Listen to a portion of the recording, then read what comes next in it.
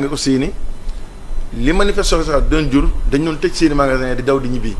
bi dañoo taxaw dina tàccu dañ ci jàng ne lii ay responsable ñoo ko organisé. te juguñu pour di taalifu jàmbur wala di sàcc ak yooyu loolu amu ci. dañu am mbégte ci loolu waaye di la wan ni li ngeen def ñun ngeen koy defal. beneen jàngat bi ci ëpp solo mooy c'est vrai opposition bi ànd nañu ñi organiser ñoo tax mais am na yeneen i thèmes yoo xam ne mi ngi ñu xaar. muy cherté de la vie muy taxi par exemple. muy yeneen ak yeneen. mais ngalla bu ñu koy def loolu dafa koy ñaan sama waa parti di ko ñaan ñenn ci toujours bu opposition divisé wu rek sur le terrain la ñu gis seen division. mooy day commencer dox population bi yëpp di génn di ànd ak ñoom ci li ñu def ndax dañu gis seen bopp ci li ñu def.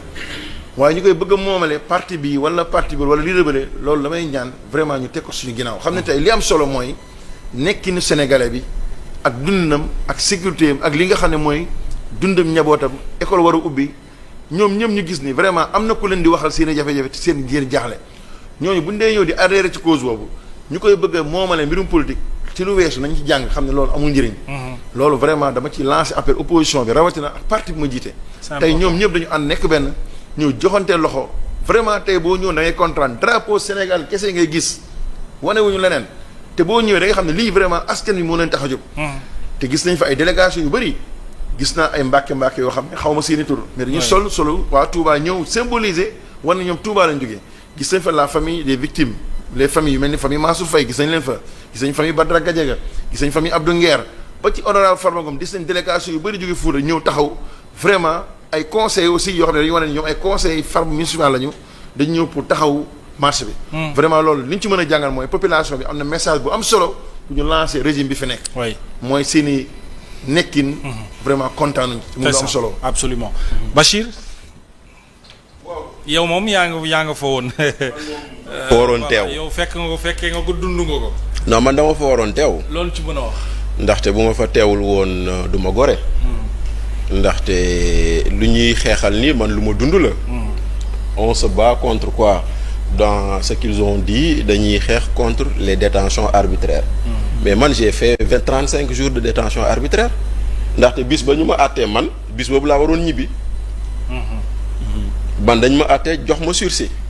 ma waroon ñibbi mais ñu téye ma fa 35 jours donc 35 jours de détention arbitraire mooy maanaam aujourd'hui parce que celui à qui on conne un sursis kon mooy waroo fanaan kaso mais ngay ñëw ñuy renvoyer di renvoyer ba muy 35 jours ñu soog la génn ñi bi ñu ne non tu écopes d'un sursis donc kuy marche ku ne man maa ko fa war a jiitu. yow lay jàppale. man lay war a jàppale. parce que je suis une victime de l'arbitraire. lu sama benn grand di wax dans ce pays là au lieu de faire de la détention préventive on est en train de faire de la détention punitive nit ñi dañ leen di yóbbu en prison. non pas parce qu'ils ont commis des choses mais pour essayer de les punir pour satisfaire des gens qui demandent ça da ngay toog ñu naan la wéyoo kañ lañ lan la ñuy xaar ci Aliou Sow lan la ñuy xaar ci Mohamed Diop lan la ñuy xaar ci Malal mu donc tu vois.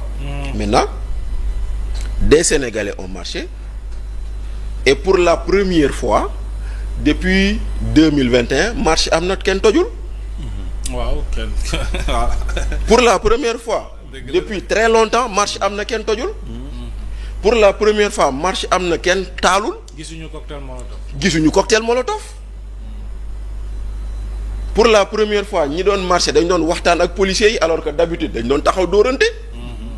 mais Sénégal bii lañ bëgg. Sénégal bii la ñuy xaar. Sénégal bii mooy bi nga xam ne tant que ñu ngi koy am on est content.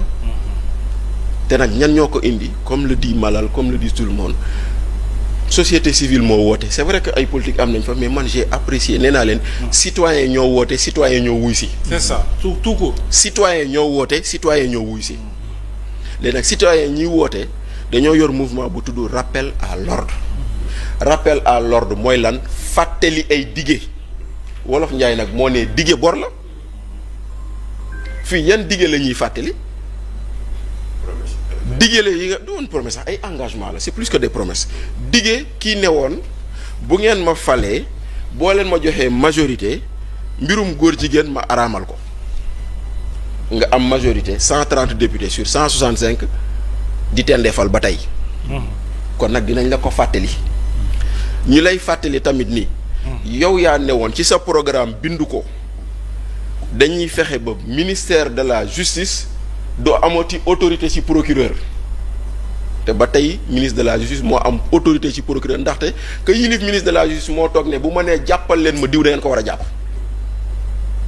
mu dane beneen diggé bu ñu la war a fàttali beneen diggé bu ñu lay fàttali yow yaa ne woon donte la j'avais dit que man ak Aliou Sow ñoo bokkoon xalaat boobu noonu que c'est populiste de dire vouloir supprimer les fonds politiques yow yaa ne woon fonds politique ak noo ko mënti tuddee lañ ci teg fonds secret fonds leneen fonds de souveraineté lépp da nga ne woon dafa xaraam.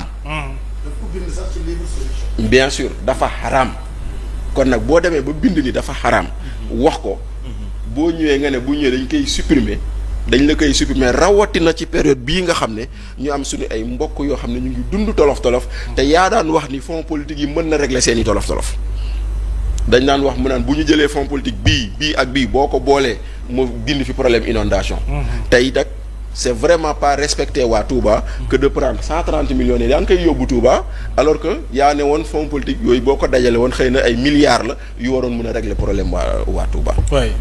donc loolu mooy lu waral marché bi beneen bu waral tax nit ñi marché te ma jàpp ni sax waa Pastef ñoo waroon jiitu ci marché bi. parce que Omar ñoom ñooy réclamer justice pour les détenus. ñoom ñooy réclamer justice pour les morts.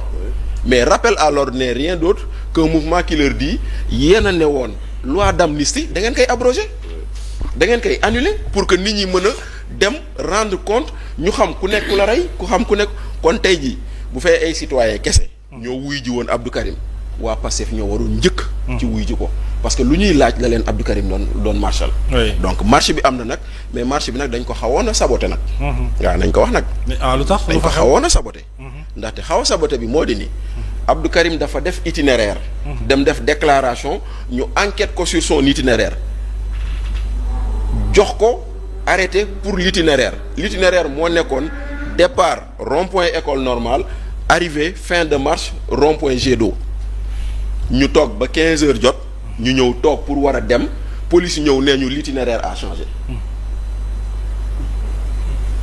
ñu ñëw ñu ne le préfet nee nañu itinéraire bu bees bi rond-point Jet d'eau la rond-point Liberté 5 léegi ñoom ñu bëgg ñu ne ñun nañ dugg ci oto yi dem ba Jet d'eau pour commencer foofu noonu suñu sonorisation bi ñu fay ko ñun nag dañoo dox jógee ko école normale dem Jet d'eau moo tax finalement on a eu 2 marches on n'a pas eu une marche on a marché 2 fois on a marché de rond-point école normale à Jet d'eau et après on a marché de Jet d'eau à rond-point Liberté 5 noonu la fa affaire bi dem donc maintenant préfet bi damaa jàpp ni xëy na mënoon na bàyyi nit ñi marché egg foofu dem parce que loolu la ñëpp joxante woon ci affiche yi annonce boobu moo si nekkoon mais ñu bàyyi ba desul lu dul ñuy départ ñu ñëw naa leen non le rassemblement ne commence pas ici fee la war a commencer mais rond-point Jet d'eau école normale rond-point Jet d'eau c'est entre Jean et Paul c'est la même chose normalement mais bon dans tous les cas c'est une grande réussite c'est une très grande réussite boo xam ne c'est à mettre à l'actif des citoyens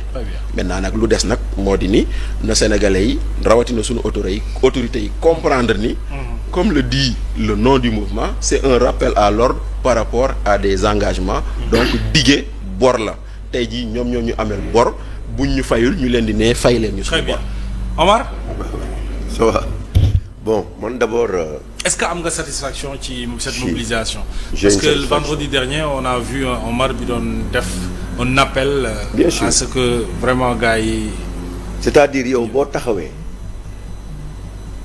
ne amoo benn complexe vis-à-vis de ceux qui sont en Europe ou aux États-Unis da nga ko war a manifester à travers les mobilisations te moo am tey organiser dara ay sénégalais yu sentir seen bopp ci mbir mi ñëw participer ñu def ko d'une manière pacifique def seen déclaration de ñibbi et c'est ça le Sénégal di féliciter Karim Xurum Xaq ak il y a une autre dame aussi qui est à l'intérieur ñu organiser ko nit balaa xeex da ngay rappeler ay engagement comme ni ko Bassir waxee ah yéen di lii ak lii ay engagement yoroon jëloon ko vis-à-vis du peuple sénégalais gis nañ ne engagement yooyu ngeen defoon posé gu leen ci benn acte